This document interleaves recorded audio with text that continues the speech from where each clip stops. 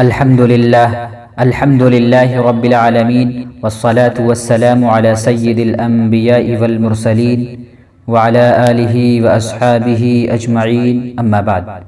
قال الله سبحانه وتعالى: أعوذ بالله من الشيطان الرجيم، بسم الله الرحمن الرحيم.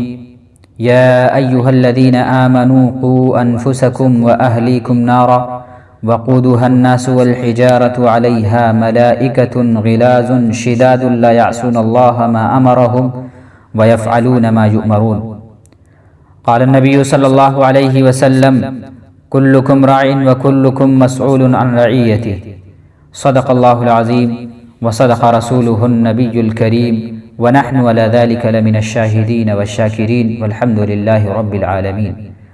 اللهم صل على محمد وعلى آل محمد كما صليت على إبراهيم وعلى آل إبراهيم إنك حميد مجيد.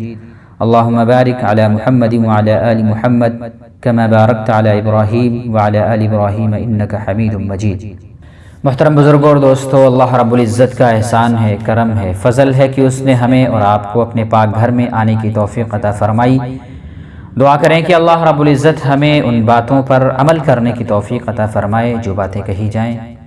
محترم دوستو، اللہ تبارک و تعالی نے انسانوں کو بے شمار نعمتوں سے نوازا ہے، بے شمار نعمتیں عطا فرما رکھی ہیں، اور اتنی نعمتیں ہیں کہ ہم ان کو گن نہیں سکتے، ہم ان کو شمار نہیں کر سکتے. لا تعداد بے شمار نعمتوں سے اللہ رب العزت نے ہم انسانوں کو نوازا ہے. ان نعمتوں میں سے ایک بہت ہی اہم، بہت بڑی نعمت والدین کی نعمت ہے، اور دوسری ایک بہت ہی اہم اور بہت ہی بڑی نعمت اولاد کی نعمت ہے. والدین کی نعمت بھی بہت بڑی ہے اور اولاد کی نعمت بھی بہت بڑی ہے. والدین کے کیا حقوق ہیں، ان کا کیا مقام ہے، ان کا کیا مرتبہ، ان کا کیا رتبہ ہے، یہ ہم اور آپ وقتاً فوقتاً سنتے رہتے ہیں کہ والدین کی ہمیں خدمت کرنا ہے، ان کی بات ماننی ہے، ان کی فرما برداری کرنی ہے، ان کے سامنے اپنی آواز کو بلند نہیں کرنا ہے. اگرچہ والدین مشرک اور کافر ہوں لیکن ہمیں ان کی فرما برداری ہی کرنی ہے. عام طور پر والدین یہ سمجھتے ہیں اور ان کے دلوں میں، ان کے ذہنوں میں یہ بات بیٹھی ہوئی ہے کہ صرف ہمارے ہی حقوق ہیں، یعنی اولاد ہی ہماری عزت کرے اور اولاد ہماری بات مانے، اولاد ہماری خدمت کرے. یہ بالکل درست ہے، اولاد کو خدمت کرنا چاہیے، اولاد کو عزت کرنا چاہیے، اولاد اپنے ماں باپ کی بات مانے، ان کی فرما برداری کرے، نافرمانی نہ کرے. لیکن ماں باپ کے اوپر بھی کچھ حقوق ہیں. کہنے کا مطلب یہ ہے کہ صرف اولاد پر ہی حقوق نہیں ہیں کہ اپنے والدین کی خدمت کرے، بے شک کرے، بالکل کرے، لیکن والدین کے اوپر بھی اولاد کے حقوق ہیں کہ اپنی اولاد کی کس طرح پرورش کرے اور اپنی اولاد کی کس طرح تربیت کرے. ایک شخص حضرت عمر رضی اللہ تعالیٰ عنہ کے پاس آیا اور اپنے بیٹے کی شکایت کی کہ میرا بیٹا بڑا نافرمان ہو گیا ہے. چنانچہ حضرت عمر رضی اللہ تعالیٰ عنہ نے اس کے بیٹے کو بلوایا اور اس سے کہا کہ تمہارے والد یہ شکایت لے کر آئے ہیں کہ ان کا بیٹا بہت نافرمان ہو گیا ہے، بات نہیں مانتا ہے، نافرمانی کرتا ہے. تو اس بیٹے نے کہا کہ اچھا آپ یہ بتائیں کہ والدین پر بھی کچھ حقوق ہیں اولاد کے. تو حضرت عمر رضی اللہ تعالیٰ عنہ نے فرمایا کہ ہاں بہت سارے حقوق ہیں، لیکن ان حقوق میں بنیادی حقوق یہ ہیں کہ جب آدمی شادی کرنے کا ارادہ کرے تو نیک بیوی کا انتخاب کرے، یعنی اپنے ہونے والے بچے کی ماں کا جب انتخاب کرے تو نیک عورت ہو. اور جب نکاح ہو جائے، نکاح کے نتیجے میں جب بچہ پیدا ہو، اولاد پیدا ہو، تو اس کا اچھا سا نام رکھے. اور جب وہ بولنے کی صلاحیت کو پہنچ جائے، بولنے لگے، سمجھنے لگے، سمجھنے کے شعور کو پہنچ جائے، تو اس کو قرآن کی تعلیم دے، دین کی تعلیم دے، قرآن شریف سکھائے اس کو. جب اس بیٹے نے یہ بات سنی تو اس نے کہا امیر المؤمنین، یہ جتنے حقوق آپ نے بتائے ان میں سے ایک بھی حق ہمارے والد صاحب نے ادا نہیں کیا ہے. انہوں نے ایک مجوسی عورت کی باندی سے نکاح کیا. مجوسی اس کو کہتے ہیں جو آگ کی پوجا کرتے ہیں، آگ کی پرستش کرتے ہیں، یا دو خدا مانتے ہیں اور کہتے ہیں کہ شر کا خدا الگ ہے اور خیر کا خدا الگ ہے. بہرحال تو ہمارے والد صاحب نے مجوسی عورت کی باندی سے شادی کی، اور جب میری ولادت ہوئی، جب میں پیدا ہوا تو میرا نام بھی اچھا نہیں رکھا، اور میرا نام ایسا رکھا جس کے معنی بدصورتی کے ہیں. اور جب میں بڑا ہو گیا، اب میں بڑا ہو گیا ہوں، تو انہوں نے آج تک دین کی تعلیم نہیں دی، قرآن کی تعلیم نہیں دی، قرآن نہیں سکھایا.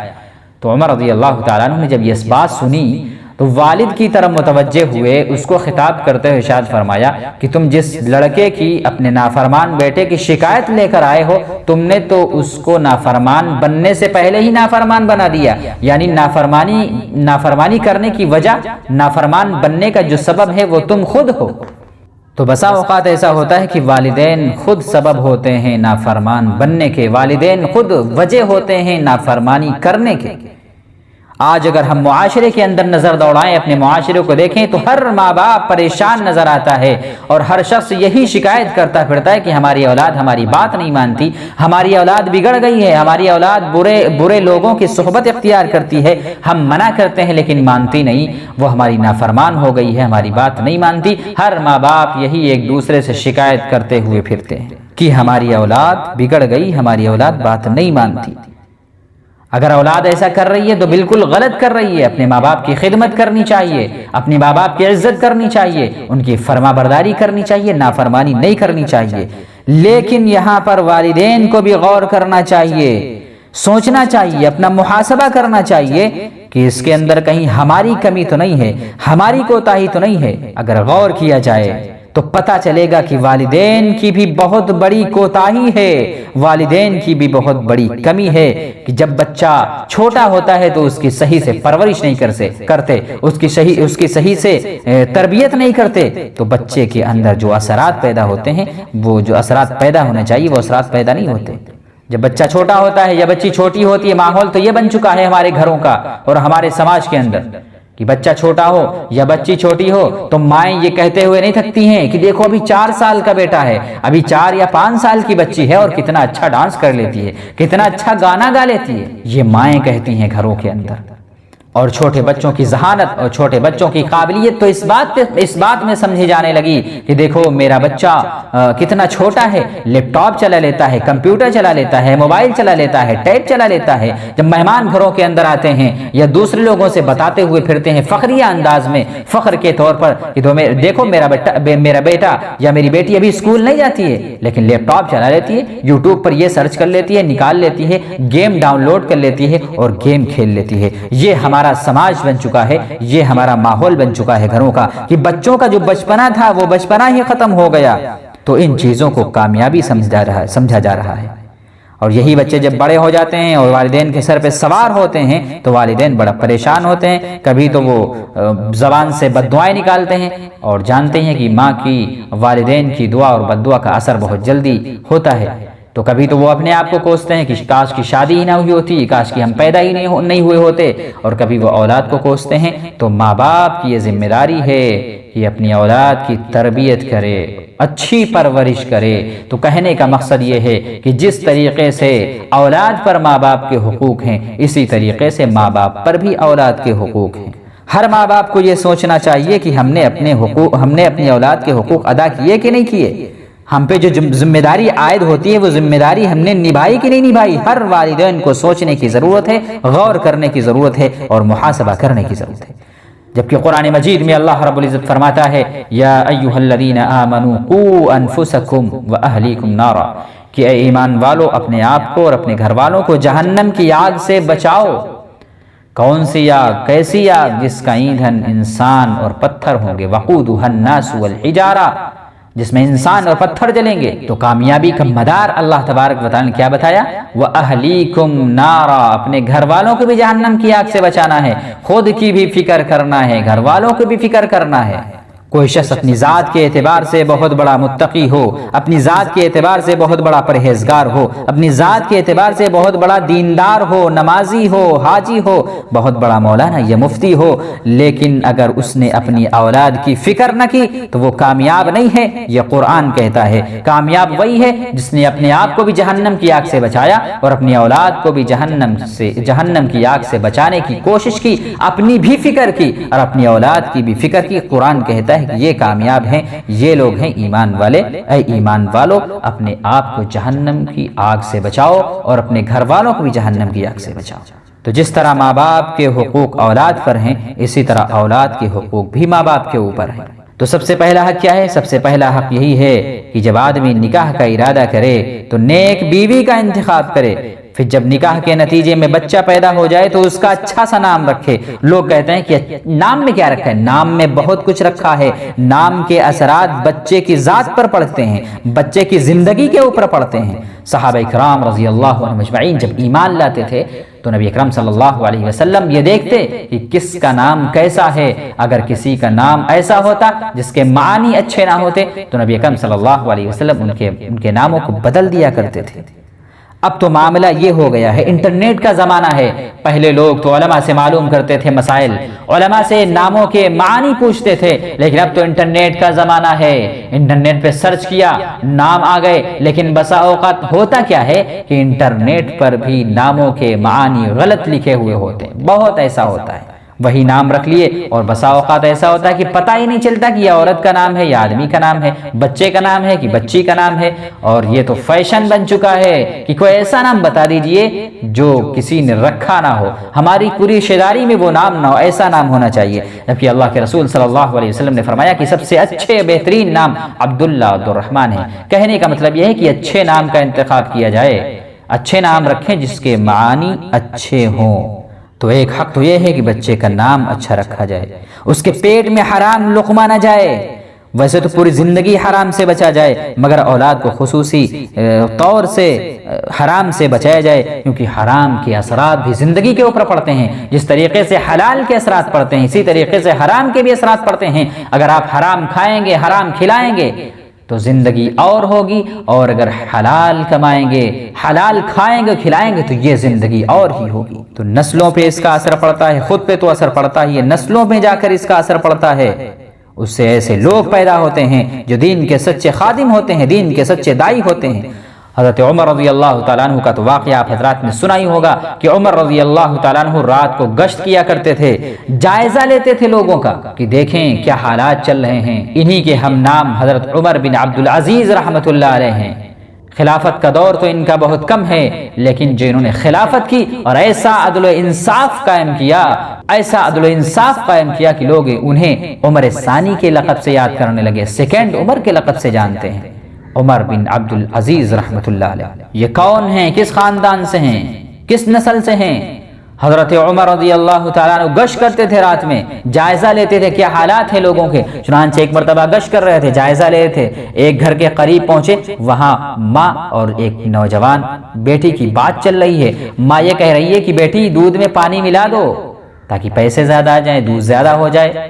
بیٹی کہتی ہے کہ ماں، امیر المؤمنین کا یہ فرمان آیا ہے اور یہ اعلان ہوا ہے کہ کوئی شخص ملاوٹ کی چیز نہیں بیچ سکتا ہے، کسی چیز میں کوئی چیز ملائی نہیں جا سکتی ہے، اور اگر ہم نے دودھ میں پانی ملا دیا تو یہ ملاوٹی دودھ ہو جائے گا۔ یہ امیر المؤمنین کا فرمان ہے کہ کوئی شخص بھی دودھ میں پانی نہ ملائے۔ تو ماں کہتی ہے کہ ارے امیر المؤمنین یہاں کہاں تجھے دیکھ رہے ہیں، امیر المؤمنین تو اپنے گھر پہ آرام کر رہے ہوں گے، بیٹی پانی ملا دے۔ اس بیٹی نے کیا کہا؟ اس بیٹی نے جب یہ سنا کہ ماں کہہ رہی کہ پانی ملا دو، امیر المؤمنین کہاں ہے یہاں، بیٹی نے کہا کہ امیر المؤمنین اگرچہ یہاں نہیں ہوں گے لیکن امیر المؤمنین کا بھی ایک امیر ہے، یعنی اللہ رب العزت، وہ تو ہمیں دیکھ رہا ہے۔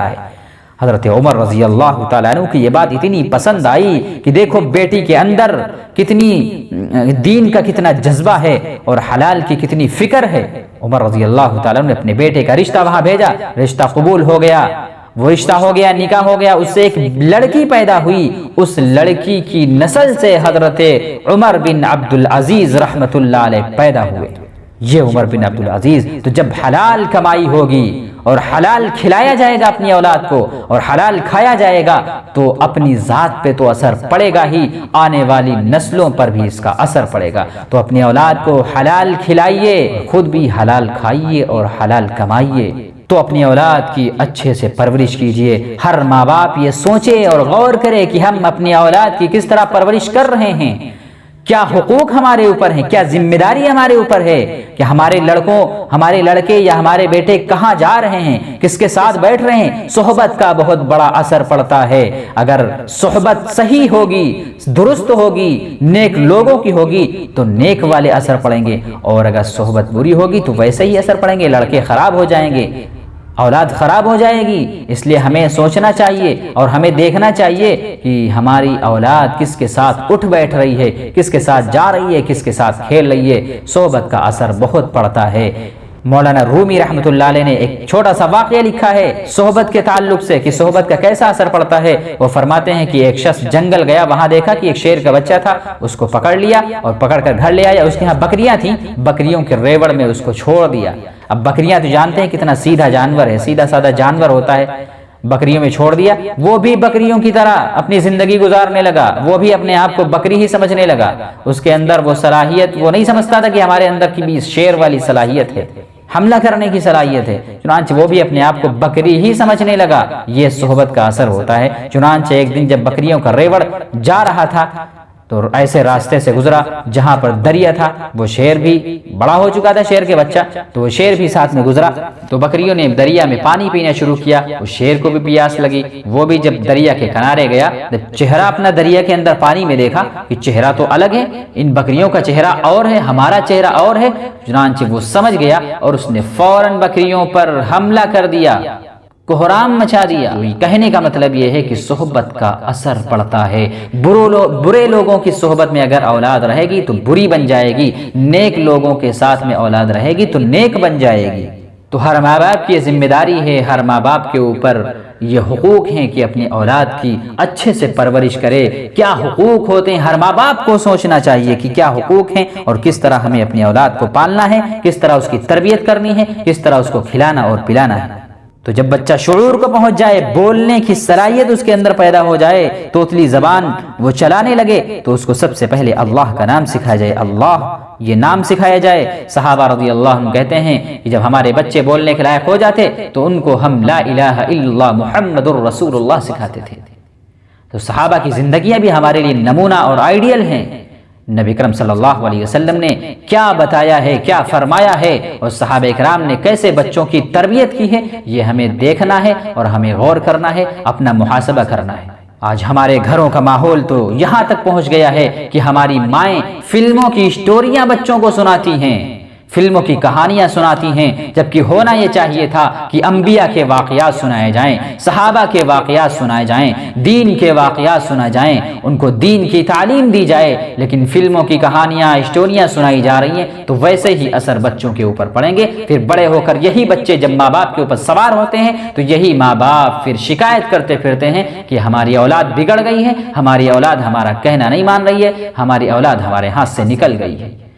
کیوں نکلی، کیوں بگڑی، کیوں نافرمان بنی؟ یہ ہماری کوتاہی کی وجہ سے، ماں باپ کی کوتاہی کی وجہ سے، اپنے حقوق ادا نہ کرنے کی وجہ سے۔ اگر ہم نے اپنی اولاد کی اچھی تربیت کی ہوتی، ان کی اچھی پرورش کی ہوتی، تو آج یہ والدین پریشان نہ ہوتے، والدین لوگوں سے شکایت نہ کرتے پھرتے کہ ہماری اولاد ہمارے ہاتھ سے نکل گئی ہے۔ تو ہر ماں باپ کی ذمہ داری ہے کہ اپنے اولاد کی اچھی پرورش کرے۔ آج ہم نے دین کی اہمیت کو گھٹا دیا، دینی تعلیم کی اہمیت کو گھٹا دیا ہے۔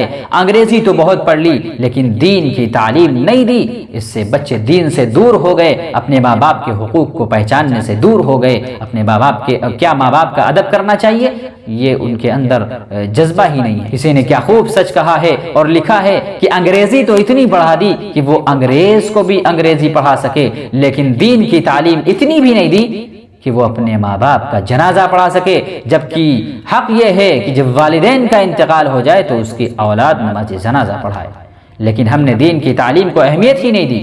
نبی اکرم صلی اللہ علیہ وسلم نے فرمایا کلکم راع وکلکم مسئول عن رعیتہ، کہ تم میں سے ہر شخص ذمہ دار ہے، نگہبان ہے، اس کی ذمہ داری کے بارے میں اس سے پوچھا جائے گا کہ تم نے اپنی اولاد کی کس طرح پرورش کی۔ ہر ماں باپ اپنی اولاد کا ذمہ دار ہے، اور یہ قیامت کے دن پوچھا جائے گا کہ تم نے کس طرح پرورش کی تھی، تم نے اس کو کیا کھلایا تھا، کیا پلایا تھا، کہ حرام تو نہیں کما کے کھلایا تھا، حلال کا کھلایا تھا کہ نہیں کھلایا تھا۔ ہر شخص ذمہ دار ہے، اس کی ذمہ داری کے بارے میں پوچھا جائے گا، اور والدین بھی ذمہ دار ہیں اولاد کے۔ والدین سے سوال کیا جائے گا کہ تم نے کس طرح پرورش کی تھی۔ تو کہنے کا مطلب یہ ہے کہ جس طریقے سے اولاد پر حقوق ہوتے ہیں ماں باپ کے، اسی طریقے سے ماں باپ پر بھی اولاد کے حقوق ہیں کہ ماں باپ اپنے بچے کی اچھے سے پرورش کریں۔ اللہ تبارک و تعالیٰ سے دعا ہے کہ اللہ رب العزت ہمیں ان باتوں پر عمل کرنے کی توفیق عطا فرمائے۔ وآخر دعوانا ان الحمد للہ رب العالمین۔ جن لوگوں نے سنتیں نہ پڑھی وہ سنتیں پڑھ لیں۔